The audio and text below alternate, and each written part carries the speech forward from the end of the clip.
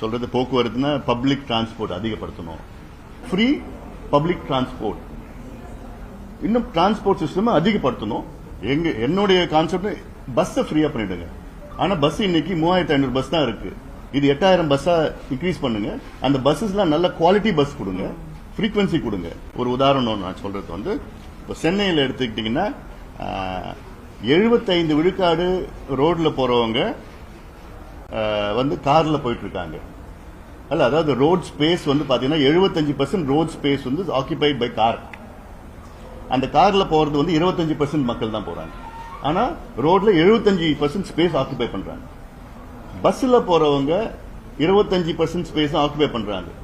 ஆனா அதுல போறவங்க 75% மக்கள் பஸ்ல போறாங்க. இது குறைக்கணும். யாருமே கார்ல போக மாட்டாங்க, யாரும் பைக்ல போக மாட்டாங்க. ஸ்கூலுக்கு போகணும்னா யாரும் பஸ்ல ஃப்ரீ. எங்க சென்னைக்குள்ள எங்க வேணா இறங்கிக்கலாம். இதனால என்ன ஆகும்? டிரான்ஸ்போர்ட்னால ரோடு வேர் அண்ட் டேர் குறையும், பொல்யூஷன் குறையும், ஆக்சிடென்ட்ஸ் குறையும். அப்புறம் எக்கானமி இன்க்ரீஸ் ஆகும். ஏன்னா டூரிசம் இன்க்ரீஸ் ஆகும். ஏன்னா நிறைய பேர் வருவாங்க. இங்க இருந்து அங்க போய் படிக்கலாம், இங்க இருந்து அங்க போய் வேலை செய்யலாம். இப்போ இங்க இருந்து போனோம்னா பஸ் பாஸ் வந்து 700 800 வருது.